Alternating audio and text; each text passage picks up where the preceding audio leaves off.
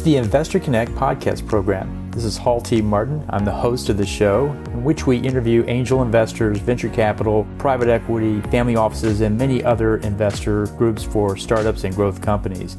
I hope you enjoyed this episode. Thank you for joining us.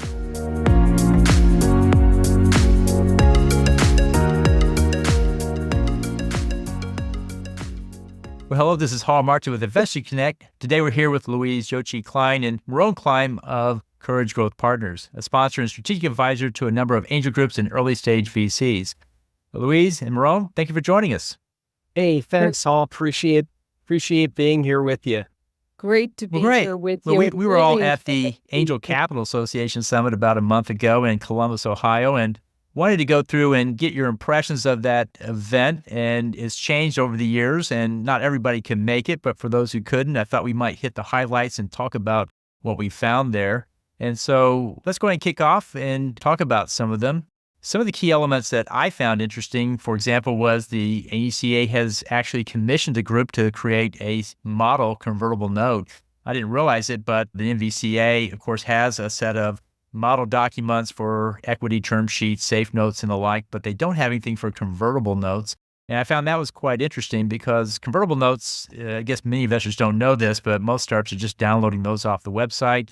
And without any oversight from an attorney, they're drafting up the terms and they're putting that out to investors. And many angel investors just want to be in the deal. They're not really looking at it. But the standard convertible note out there is missing a lot of key components. And I thought that was really helpful to have things like information rights, IP assignment agreements, and my best one I thought was the most favored nation clause in there, which gives the holder the rights of getting the best deal of any investors in the round. So I thought that was a really cool thing. So I thought they did a really good job with it and thought this is a great move forward for the industry. What did you guys think? Well, our focus, Hall, is more on leadership and human capital as business psychologists than on the financial engineering. And I think the thing that's attractive about convertible notes is that before you commit to an equity round, you have an opportunity to kind of test drive a little bit and see how the company is going to perform, see what they're going to need, see what the collaboration looks like. And adding in those rights that give investors some real say-so and some real ability to have some clout and some rights in that it's important if you're coming in as an influencer, as a partner in contributing to the success of an early stage company. I think that's a good point. There's a new world coming up with angel investors, and convertible notes are still a part of that, but it's great to see people coming out with tools that can help us with this as well. The second thing I noticed there was the rise of the university-based angel network, and I sat at the table with the group from the University of North Carolina at Charlotte, and they were talking about starting an angel network at their university. And I started one at Baylor University back in 2007. And one of the things I learned is that there are big differences between a standard angel network and a university one. The first is that the reason people do that is for the student engagement and job placement is number one, and number two, making money for the investor is a distant second. And I remember when I started the Central Texas Angel Network here in Austin, I actually went to the University of Texas and I went into the Alumni Association by myself. That was a mistake, and said, I think we can help you guys make money. And they looked at me and said, we have all the money in the world. We don't need your money. And what I didn't realize was that they're not judged by money at the university. They're judged by the student outcomes. And so that's where the Angel Group really has to align with the university mission. And I was happy to see this because when we started the Baylor one, there was about 4 of them around the country at that time. The Notre Dame group, the Irish Angels were the biggest ones that we saw, but there were a couple of others. And we interviewed them on how to do it and so forth. And came out with a good model that we, figured out at Baylor. We needed a business school professor to be our sponsor. Last thing a university wants is a bunch of alumni running around the campus, not knowing how the system works. And then there's also having faculty that would actually work with the students to make that and build that into the curriculum and the program that they have at the university was really the key element. But it was a great opportunity for the students because they got real world experience with Real deals, real investors, real money, and they get the best jobs, of course, of anybody coming out of there. And I was glad to see that that model is becoming more of a standard at many universities for sure. What did you think about that, Louise? So I've done a lot of work with tech transfer in several different countries. And I think there's some real advantages to partnering early with an angel investor network that's within a university, because it's not only does it just help them understand more about the actual ecosystem and what it's going to take, but it also gets to a very key point that Merom and I talk a lot about, which is the difference between launching and adopting. And that's where angel investors can come in, work with the students to understand, here, we can help shape your company, we can help grow this, we can help show you how to get something adopted. Because without that, it's just a cool idea. And I also think that you mentioned the Alumni Association. I think it's another way that alumni can engage with the students back at their alma mater to really help them understand what's it going to take to get you launched in the world today.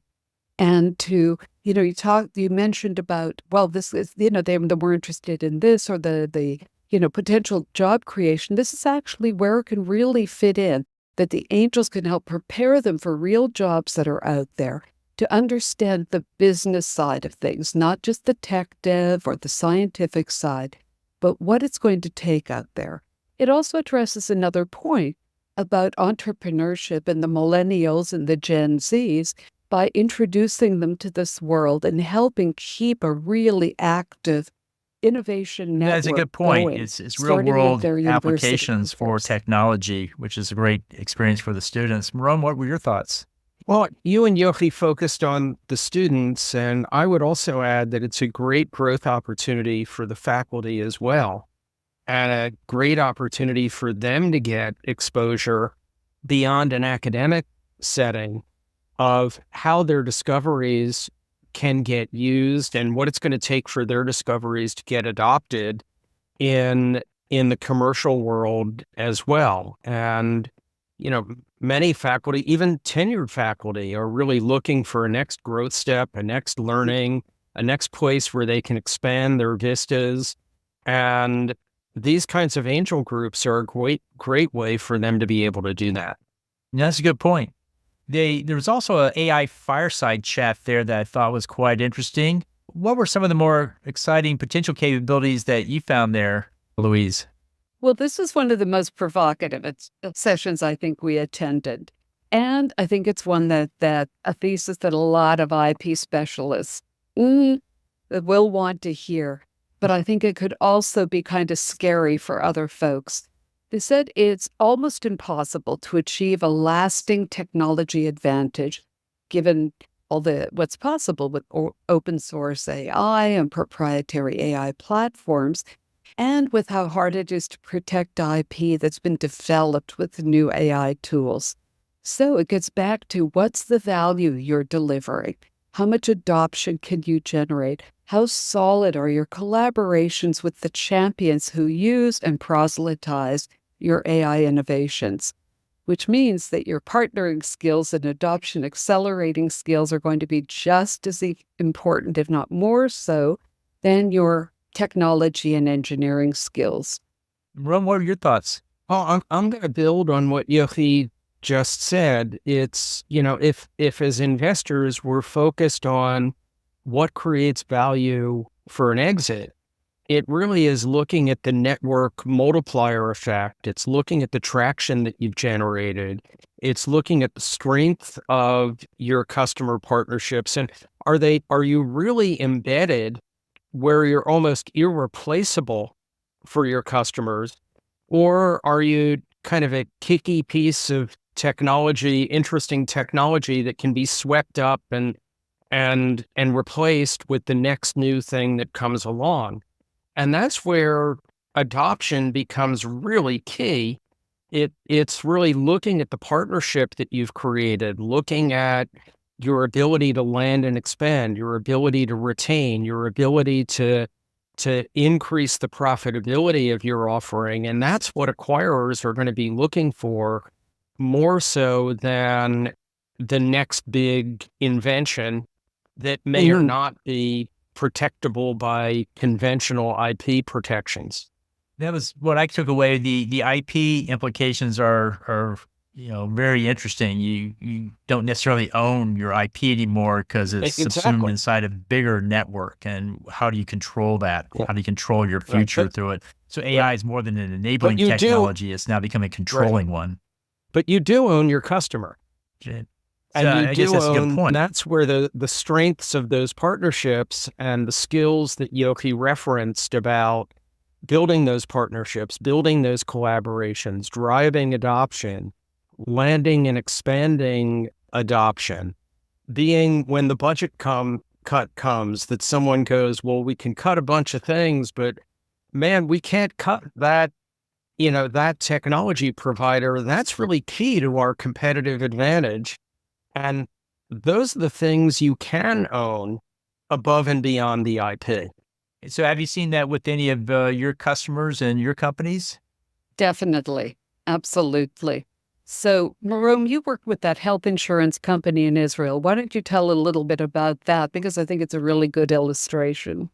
Yeah, we're working with an incredible AI solution that allows health insurance companies to target their messages to micro audiences. And think about it, if it's a micro audience that's an underserved patient population, really can be impacted by health education that drives them to wellness.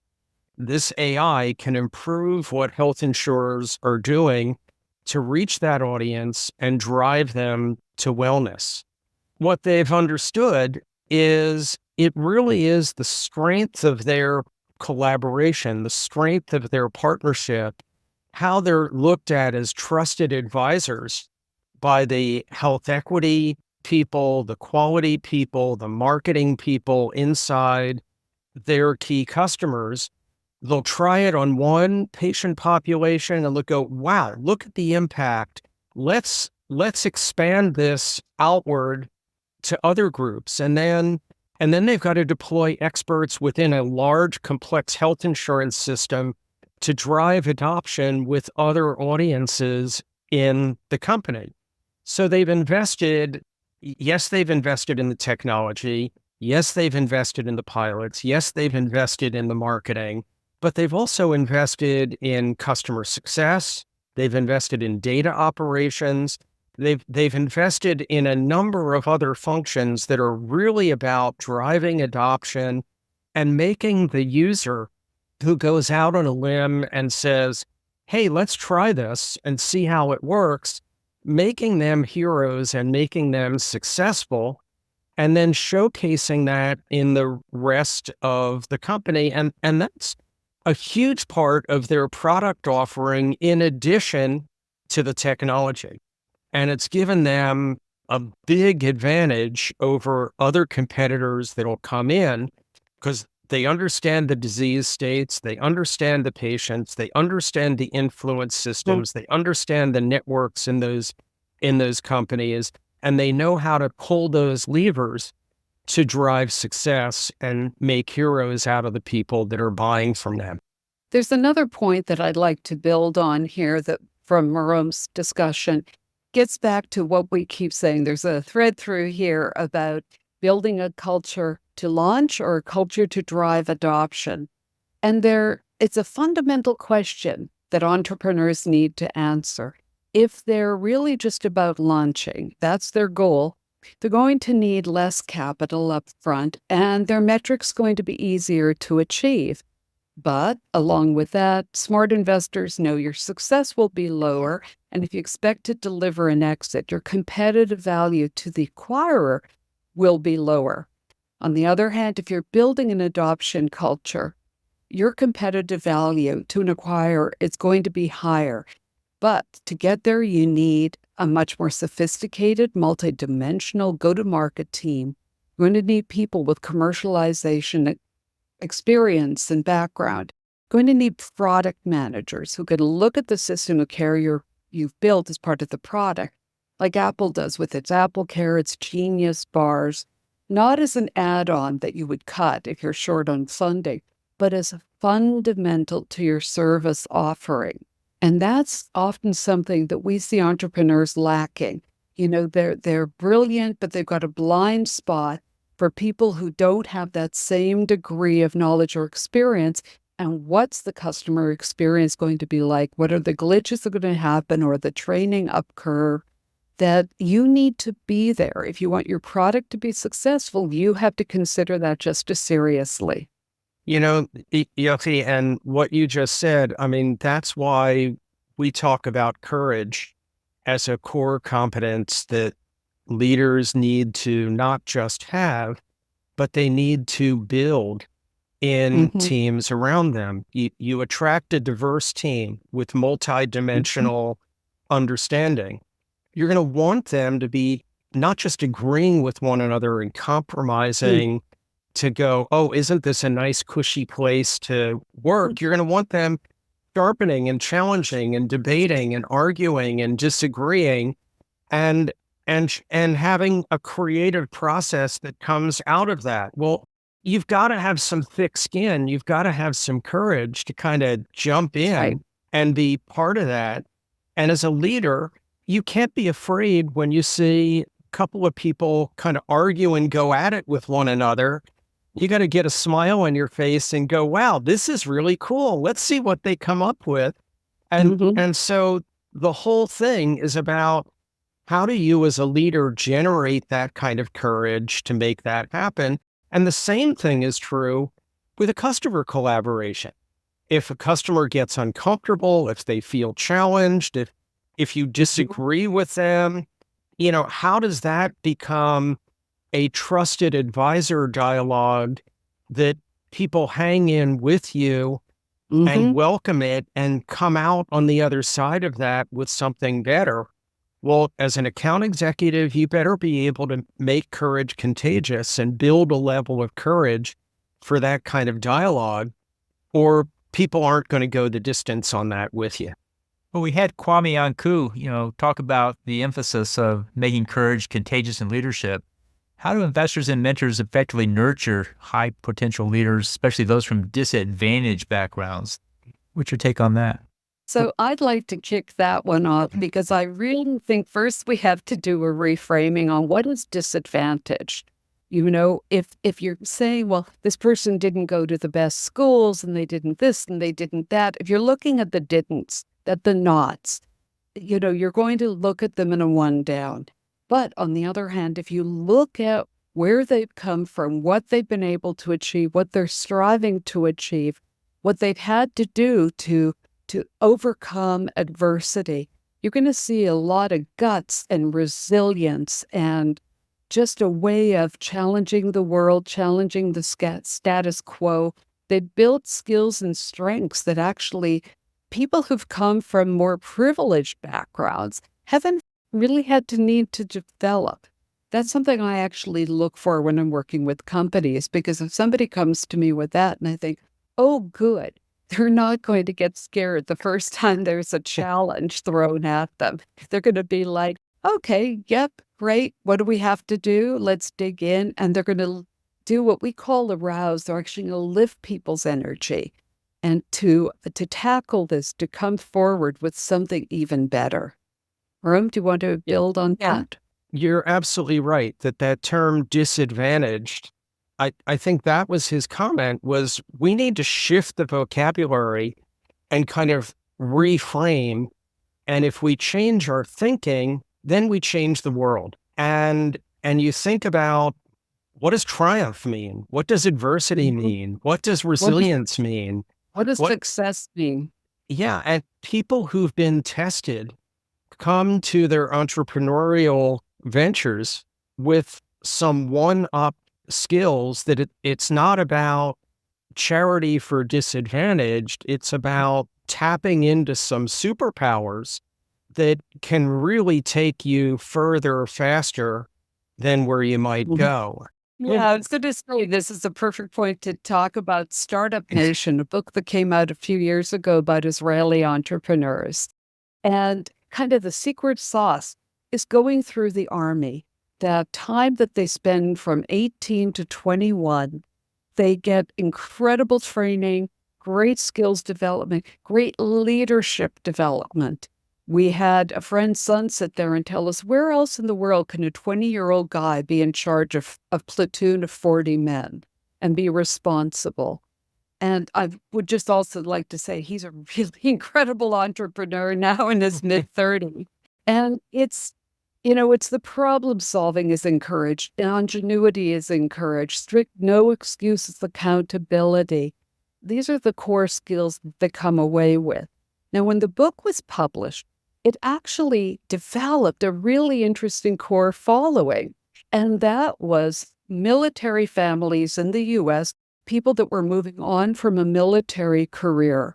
And it really emboldened them. Because what can happen here when someone's not familiar with the military CV and resume and experience, they look at it and kind of go, well, you haven't had a real job, have you? But instead, in Israel, when a smart HR manager there takes a look at a CV, she can tell immediately, like, but were you in a tank unit? Were you in an elite cybersecurity unit? Were you in a submarine unit in the Navy? Because all of these have really great skill sets and they're very different. So you can look at that and go, yes, this person will bring a lot to our company and really succeed well in here. Because I know by what experiences that they had. The one other thing that I would add to that is one of the things that's really different between the Israeli military and the American military. There are a ton of junior officers in the Israeli military. There are very, very, very, very few senior officers. And so even in the deployment that's going on now, you have a lot of junior officers that are in key decision-making roles. In the American Army, they would radio to headquarters and go, hey, what are we supposed to do here? Here's what's happening. Tell us what we should do. In the Israeli Army, there's no one to radio to. You make a decision, and then on the news as well as on the field, you're accountable for what happens. And so that is the shaping experience. And again, I think that the perspective that Kwame brought is he said, we have tons of really talented people who've been thrown into adverse conditions through no fault of their own. Mm-hmm. And they've had to wing it. They've had to problem solve. They've had to be ingenious. They've had to figure out on a multi-dimensional level of thinking morally and ethically and financially and practically, what do I need to do? And then take the feedback and learn from that. And oh my Lord, does that make people talented? Nice. That's a great description there, comparing the Israeli army to the U.S. Army and the different structures and how they make you a better person for sure. I also noticed that Howard Lubert and Brianna McDonald were there from Keiretsu, and they highlighted the value of the K4's global network and ecosystem. How can entrepreneurs maximize the benefits of a network beyond just attending events and presentations? What's your take there, Louise? So it starts the 5 courage activators, the 5 dimensions that we talk about. We take a look at first, does the person have a transactional mentality or a partnership mentality when they're moving forward, when they're seeking investment? Because again, it gets back to, are they approaching an angel network like Keiretsu with the idea of, I'm going to work with this angel community, I'm going to take mentoring, I'm going to partner with them, really see what I can get. We see those folks be very successful in getting the funding and getting to the next stages. If the mindset is more transactional and you're treating the angel network as an ATM, that it's like, well, when I need capital, I'll go back to you, but I don't really need your advice or your mentorship. I know what I'm doing out here. They'll actually find that it's harder and harder to raise capital because thoughtful, intelligent angel networks really want to help. That's what they're there for. And they really want to see somebody become successful. And what's important is Is this person coachable? Are they willing to listen? How clear are they in their aim of the company? One of the first dimensions we look at. Are they able to build alignment? How are they doing at adhere? Do they have the right processes, plans, procedures, regulatory, all those things in place to measure what they're doing and when to help bring it forward? Arouse, are they good at keeping their own energy up? Because there are always setbacks. And no mistake that we put ask in the middle of that, because the ask is about your curiosity, your ability to give feedback in a way that can be heard, but also as a leader, take feedback on board because you don't know everything. And that loops back into, are you willing to listen to the angel network? Because if you look around a Karetsa meeting and you look at the level of experience at any one of those meetings, there's so much there that entrepreneurs can tap into. Hall, can I add a plug for you and for 10 Capital? Sure, go ahead. I mean, because one of the things that I've noticed about the way you work with companies is you ask for a 3 or 4 month commitment to a process. And that's really key to, to getting people out of that transactional mindset and having them think about the relationships that they're building, what they're putting into place, the fact that the folks that they're pitching to are going to need to get comfortable with them and have confidence in them. And you can't do that in like 2 or 3 weeks, quick meeting, now make a decision, here are the financial terms.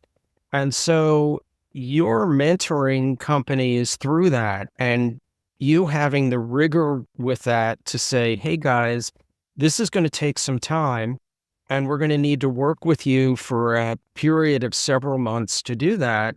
It's really important. And I applaud you for being disciplined enough that if somebody is so transactional that they won't make that commitment, that they're probably not a company that you're going to be very successful in getting them funded. So I think that when I heard Brianna talk and I heard Howard talk about the value of the network, I think the message for entrepreneurs is, think about this as a group that you're connecting yourself to and getting yourself embedded with, and be willing to make that commitment to build the relationships and make that work for you. And that's what I always found about angel investing that most founders, first-time founders, don't often get, is that you have to build a little bit of a relationship with the investor before you're going to raise money. And to your point, transaction is not going to work. It has to be much more longer-term strategic before that happens. So I thought that was a great point you guys made. But considering the feedback from Barry Etra, he was talking about improvements for the future conferences to make this a better experience for the attendees and more engagement. What were your thoughts there, Merom? Well, I would build on that same thing. I mean, one of the things that I've appreciated about ACA is they're really open. They want feedback. They do experiments. Some of them work, some of them don't work. And I would say that if you're a member of ACA or you're leading an angel group, rather than thinking about what can they do for you in making the next conference a success, think about what can you do for them? Where are there places where you could step up and get involved as a volunteer? Where could you make your feedback known? How could you recruit other people to come with you to next year's conference and enrich the experience out of that? Are there thought leaders that you've heard that you go, wow, they really have some wisdom that would be useful for this group of angel network leaders to hear and bring them forward? And so, I mean, I think Barry had some good feedback, but my reply back is, okay, now think about how you're going to use that and how you're going to drive adoption of the ideas that you have that can make the next conference better. Louise, what were your thoughts there? So the other part that I would say about this, and it's again a message to entrepreneurs, come prepared to work. And if something didn't work for you there, if you didn't, you wish you'd had more time with this, Or if something worked really well, either way, give feedback. Take the time. Come on, it's just an email. Take the time to write to them and tell them what worked really well, what you'd like to see more of, because they're not going to magically read your mind and they're not going to know planning next year's event what people are thinking unless we all reach out and say, hey, more of this, please. And if something didn't work for you, give constructive feedback, give them some suggestions of what better would look like. To just come in and complain isn't going to change the status quo. Right. Well, I always found the ACA was open enough that you could always participate. There's always a place for you, a format or forum for you to Absolutely. advocate for your view and make changes the way you want. You do have a lot of cast to herd, but still it is an open place for you to be a part of in a meaningful way. I mean, that's what I've found with them as well. And so I think if you're frustrated with something, and I think this is a basic leadership principle that we teach in our courage coaching and online courage workshops, is if you're frustrated with something, how do you turn that into a glass half full rather than a glass half empty, and create an uplifting and ennobling kind of presence and energy to be making things better rather than sitting with a frustration of what didn't work for you. They're really good people at ACA. They really want to make a difference. They don't bat 1,000 on the experiments that they try, but they really try hard. Right. Well, there was one presentation where they talked about, there's a perception that angel investors are seen as tourists in the venture capital world. How can angel investors shift that perception, Louise, and demonstrate their commitment to achieving better financial returns?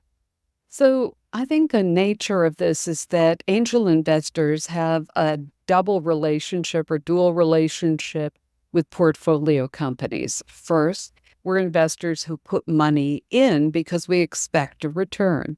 Two, we're angels because we put money into people and opportunities that are just too risky for VCs or too early and unproven, largely based on our assessment of the talent and whether we have confidence in them to deliver our capital and our advice. We're tourists when we veer too much on the side of being angels and not enough on the side of being investors. And when VCs can see risk that we've been too biased or short-sighted to take seriously, they see us as tourists and don't take our input and perspective seriously. Merom? I mean, I think Louise is absolutely right on that. It really is getting out of the way of our biases. I mean, angels invest because we fall in love with something and we want to be angels and take care of the people that we're investing in. And that doesn't necessarily make us objective. So it's the ability to step back and be more detached from that, to be more critical in our thinking, and then to uplift and ennoble, to practice the very things that we would want a really good management team to do with one another in sharpening thinking, is to do that with the company that we're investing in. Something like, hey, I think this clinical trial could get you to FDA approval, but you know what? It's not going to get you the data that you need to drive adoption. And you're going to have to rethink what your clinical trial is, because the FDA approval is simply a step on the way to value creation. It's not the end of the race. In many respects, it's the beginning of the race. And so the ability to be sharp about that and challenge the thinking and risk that they could get offended, and hey, that's okay. You'll bring them back from the brink of being offended and have a smile on your face and come out of the discussion, still being friends, but having learning as a result of that. And that's something that I think the lesson of being investors and not being tourists is we really need to be able to, to have the kinds of hard conversations that VCs would have with companies and sharpen them up, because otherwise we're going to lose our investment along the way. Mm-hmm. Right. Yeah, I think it's part of the territory that angels live in, that they have to work in very early stage where you're still shaping and forming the team as well as the startup. And there are a lot of things you have to do to make that work with people and with the processes that they have, that it sometimes look like we're not rigorous investors, but we're still shaping the company. So we can apply rigorous investing to it at some point. Remember when I said what I said about ask earlier, to be able to give feedback and in a way that can be heard? This would be my advice to angel investors. Don't make it feel like a gotcha game when you're in front of investors. Like, oh, you didn't think about that. Gotcha. Instead, that does nothing to raise their courage level, to raise their awareness and their knowledge level.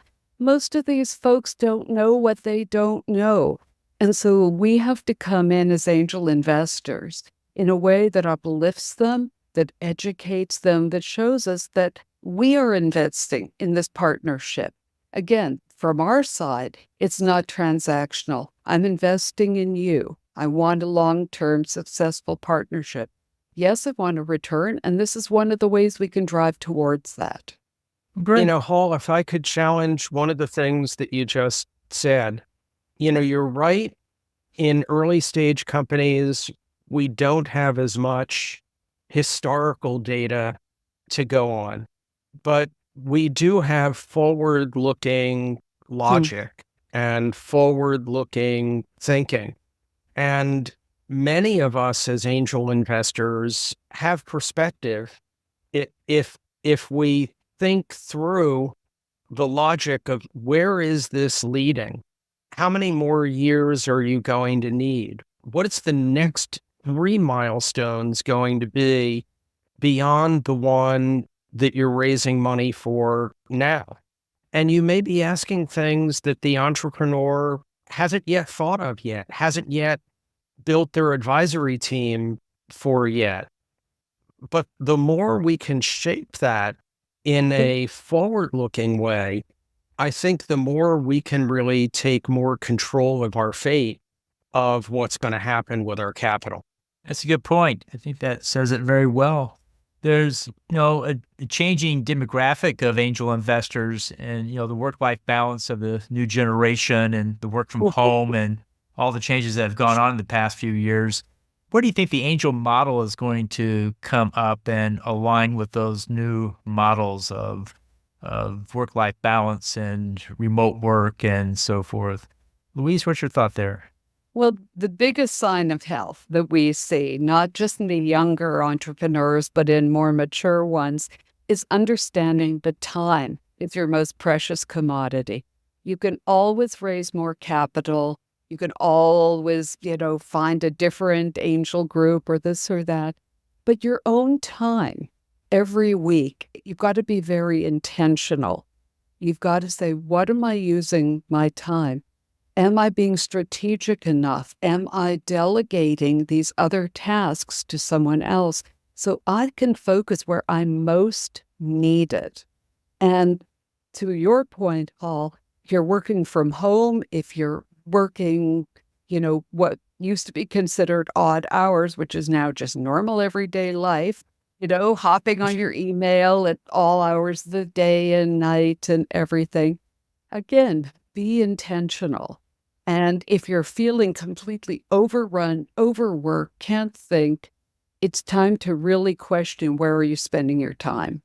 Yeah, I'm going to add again a other side of the border perspective to this as well. The CEOs that we're seeing in Israel since October 7th are being stretched in ways that it's almost unthinkable. They're on reserve duty. They're mobilized to be on like town watch patrol in their communities. They're covering for other employees that are out at this point as well. And they've had to be way more intentional about using their time and way better at setting priorities. And yet, as we're looking at it, delivery deadlines are not getting pushed back. Customer deadlines are being met. Delivery schedules are being met. And people understand that it's not just about, I have a job. This is national security, that if my company falters and other companies falter, we don't have a viable economy and a viable country anymore. And so people are coming together with a sense of purpose. It's spectacular to watch. And so the challenge that I would raise, I mean, in this land of comfort and plenty and abundance, is really, how do we as entrepreneurs, how do we as investors and board members create a sense of purpose, a sense of we're all in this together, a sense of, I haven't done this job before, but it's what needs to be done, and I better just strap on my learning suit and figure it out. And, there is that kind of energy that we see from this generation as well, and much less patience with, what my 9 to 5, stay in my lane, don't veer beyond that.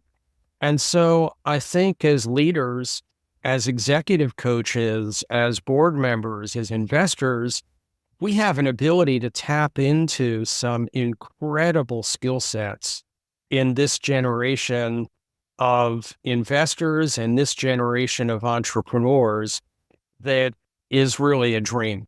That's a great point. It's a new generation, but it's a very promising one as well. See a lot of Yes, it great is. examples coming out of it. And so in one sense, the future does look bright from the talent we see coming up in that direction.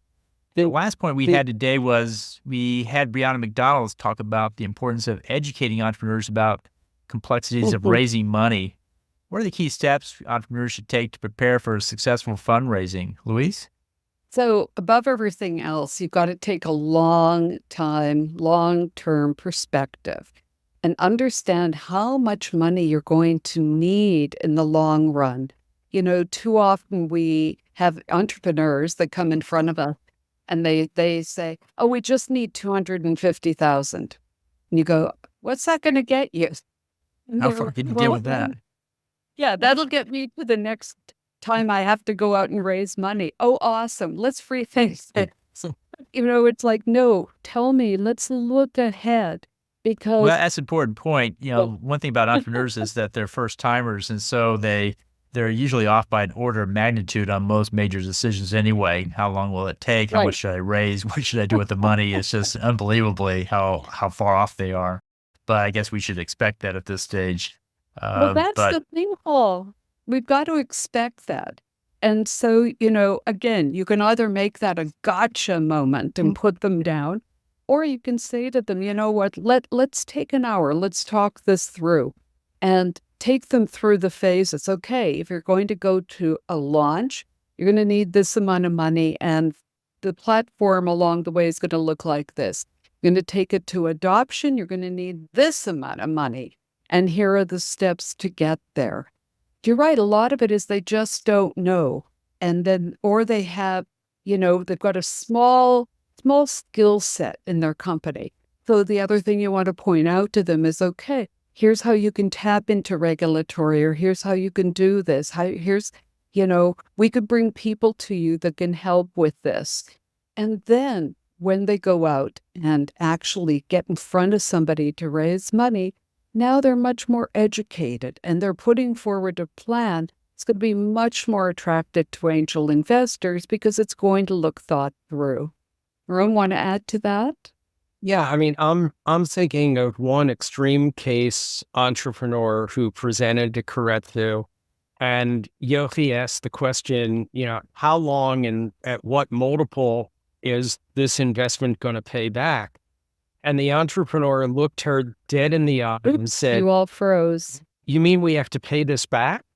And it's that was an extreme example, Right. but we see an awful lot of entrepreneurs that they're not thinking about how long is it going to take and what is the multiple that they're going to need to pay back. And again, it's not just launch, it's adoption.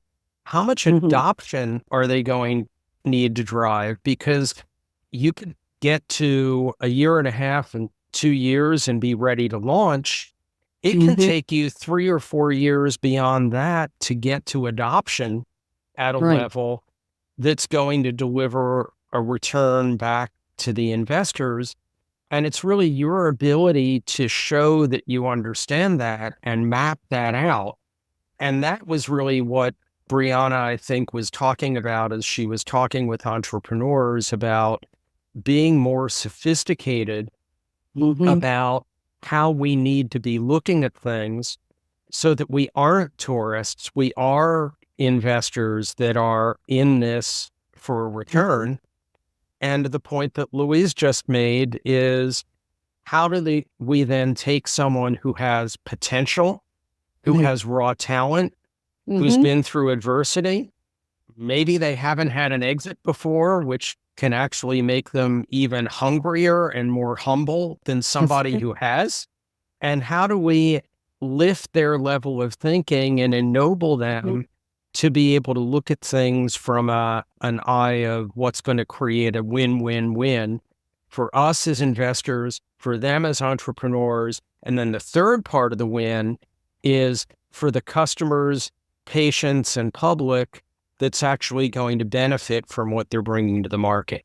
I want to add to that it's about, so often I'll see, well, okay, how are you going to sell this? Well, someone's going to buy this and then we'll sell to someone else and then we'll sell it. And I'm like, whoa, wait a minute. So, if you're chasing each one of these one-offs and it's like, here's the package, you paid for it. And now, even if we have good customer support, we're not growing it beyond that. So how, get really clear in your target market. It also just amazes me when some of these folks will come in, they'll say, well, there's a $2 billion market for this. And I'm like, yeah, and you're 3 people. How are you going to tackle this? Come in and let's hone it down to your target market. How are you going to reach them? How are you going to multiply your value to them so that they're not just a one and done, but you're getting the repeat sales, the repeat business, the growing within that client. So you're offering more options, more service, more things to them. That's all part of it. One thing I find interesting looking at most startups' budget is that they always budget for sales, they always budget for marketing, and they always budget for product development, but they almost never budget for the fundraise as far as time and dollars go. They just, for some reason, assume that everything's going to be free and they're going to have infinite time to do this. And of course, those are both very limited resources. You have only so many dollars and only so much time, but you have to raise funding for it. But that's the one thing they never budget for. And I always found that interesting that they kind of assumed, well, it was going to be free. And I think maybe from a family and friends perspective, it was free. You just ask your family and friends, they gave you money. What's not to like about that? Well, as you draw the circle wider, it changes dramatically. And we see that a lot with people coming to us. They just raise family and friends, now they come to our investors, and then suddenly they start getting hard questions like, how are we going to get paid back? How are we going to reach more people? So these are things that come up a lot. What's your take, Merom? Well, I mean, the other thing that they don't budget money for is their own growth and development and learning. And so how many companies do you see that budget for an executive coach, that budget for recruitment of defining the positions that they're going to need and adding to them, budget for building their team and getting that more cohesive? And again, the assumption is, well, we'll figure it out. We're smart people. We'll make it happen. And then they run up against their own biases and their own thought constraints. And they may have some gifted board members that can mentor them through that, but that's not the same as having a coach. And so we've seen some really sophisticated investors. We're blessed that we're partnered with a number of not only angel groups, but VCs as well that go, wow, we want you in this game. We want you working with this CEO and this executive team. And we know that this is an investment that's going to be worthwhile, that it's going to pay off in what they're able to do and what they're able to achieve down the road. And it's, we've talked with Keiretsu about offering a leadership forum for portfolio companies that Keiretsu has invested in. And they've been very supportive about saying to entrepreneurs, we think that you should invest in that. And you're right, Hall. I mean, it takes an investment to make that happen. It takes an investment to continually upskill yourself and build onto your team. And that's something that really sophisticated entrepreneurs understand that they need to do. Great. Well, I think we're coming to the end of our time. I want to thank you, Merom and Louise, for sharing your thoughts on the ACA conference. It's been a lot of fun. How best for listeners to get back in touch with you? Through LinkedIn, where, there are not many Louise Yochi Kleins on LinkedIn. There are not many Merom Kleins on LinkedIn. And so, just put in a search and there we are, we'll pop up, and we'd love to have a dialogue with you. Well, Or great. we can be reached at Merom@couragegrowthpartners.com or Louise@couragegrowthpartners.com. Thanks so much, Hall, for this opportunity to be with you today. Well, thank you, guys. We'll include your contact details in the show notes, and looking forward to catching up with you again in future conferences and other activities. But thanks so much for taking time today, and we wish you success. Sounds Thank good, you. man. Thanks. Thanks. Investor Connect helps investors interested in startup funding. In this podcast series, experienced investors share their experience and advice. You can learn more at investorconnect.org. Paul T. Martin is the director of Investor Connect, which is a 501c3 nonprofit dedicated to the education of investors for early stage funding. All opinions expressed by Hall and podcast guests are solely their own opinions and do not reflect the opinion of Investor Connect. This podcast is for informational purposes only and should not be relied upon as a basis for investment decisions.